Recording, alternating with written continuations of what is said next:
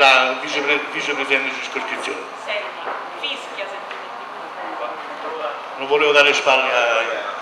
Allora niente, io volevo solamente, non per fare polemica, ci mancherebbe, però se Tennina non ha visto la strada, penso che gli servono un paio di occhiali, perché penso che... E quel servizio là, già con quel servizio è stata approntata, l'ingegner De Anci ha detto che già possono passare i polmini, quindi un piccolo risultato si è avuto.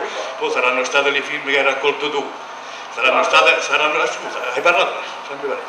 firme che hai raccolto tu, saranno state pure le continue telefonate nostre, dell'assessore Romanelli che si è impegnato. Lisi, quante volte ti ho telefonato? 50 volte, De Angelis 5.000 volte, quindi penso che non sono state forse solo le firme tue, quindi volevo dire solamente questo, ecco, che ringraziamo gli operai del comune che hanno fatto quel lavoro là.